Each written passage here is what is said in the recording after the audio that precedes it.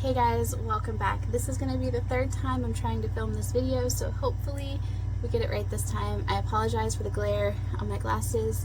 I have the camera sitting in a windowsill because we need natural light and it's raining or raining off and on outside. So we're talking today about an article in the Tightwad Gazette. We're still talking about the Tightwad Gazette. And this one is called You and the Financial Edge.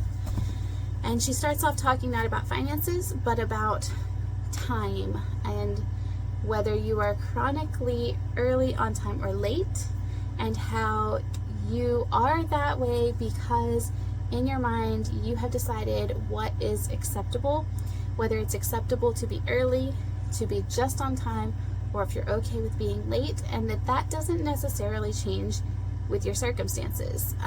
Daylight savings time to standard time and back and forth. Usually you're still either always early, always on time, or always late, even if you are now living closer to an activity, further away from activity. It's what you've built into your mind. And so that also applies to our finances. I can definitely see this in our lives. She talks about people who go right up to the edge and spend everything in their checking account. She talks about people who are out on the gangplank, away from or over the edge, and people who keep themselves back from the edge. So the edge is, when you have hit zero, and people who are on the gangplank then are people who have overextended themselves, who have spent more than they have, borrowed it in some way. And that was us when we first got married. If we ran out of money, we just asked our parents and they would help graciously bail us out. Thankfully that point in our lives didn't last very long. We did go back into debt significantly when my husband's business was failing, and it was living expenses, it wasn't extravagance, and we worked and we paid all of that off. But so that's the gangplank, if you're comfortable with always being behind.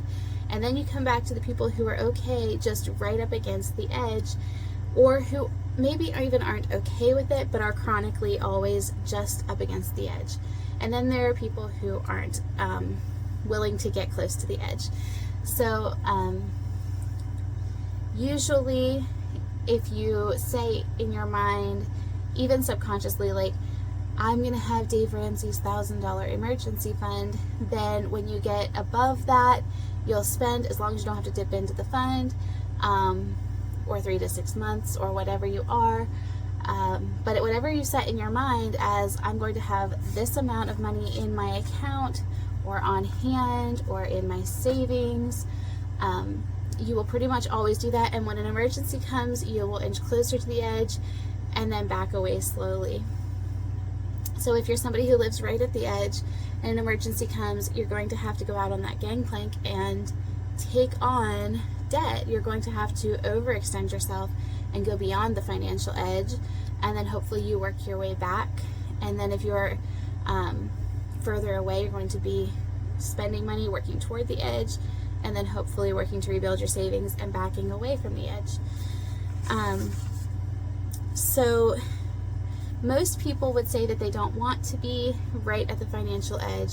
We don't always want to be worried. We don't always want to feel like we are one emergency away from catastrophe.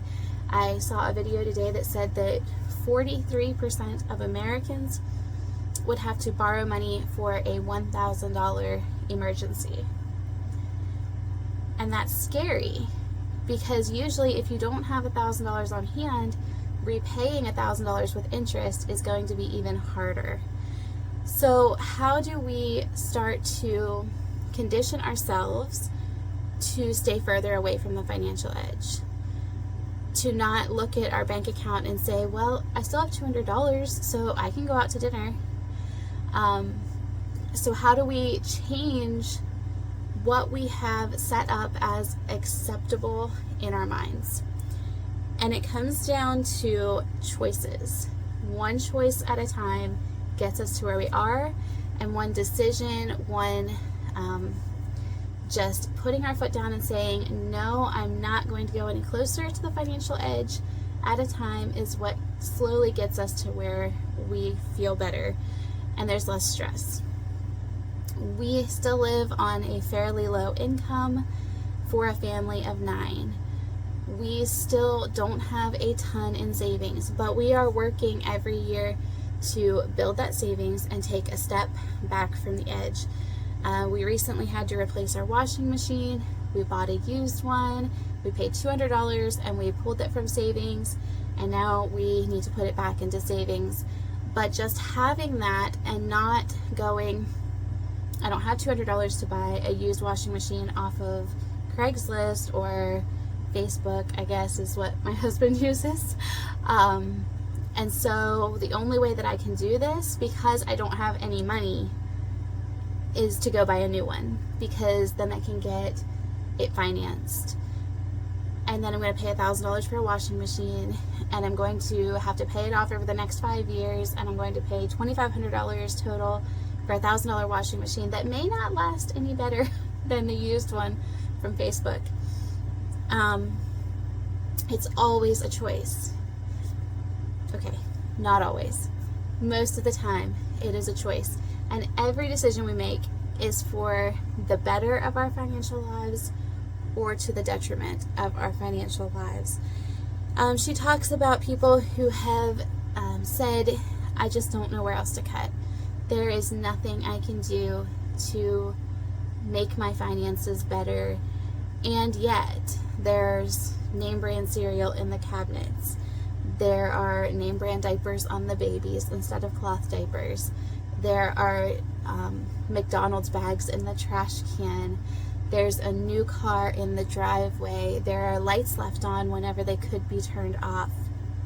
Oops. All of those decisions, they seem so small, but they are a step away from the financial edge and a step to safety. So it's talking about, there are, of course, dire situations where nothing can be cut. I have never gone over my budget, gone over my spending, and not found anything that could have been cut. There is always one trip out to town that I didn't need to spend gas money on. There is one drink from a gas station that I didn't need to spend money on. There's a shirt from a thrift store that I didn't need to spend money on. Always, without fail. Whenever we got married in 2005, and my husband was making, I believe, $5.50-ish an hour that first year, and he wasn't working full time. That first year, I think we made $7,000. The next year, we made $11,000, and then we stayed somewhere between $18,000 and $25,000 a year for probably 10 years. We have had a very tight budget in the past, way tighter than we do now. We were still paying on our house. We had the period whenever we were repaying the debt from the business. We have always gone through times, and you probably have too, that are extremely tight. But there's always something that we can cut.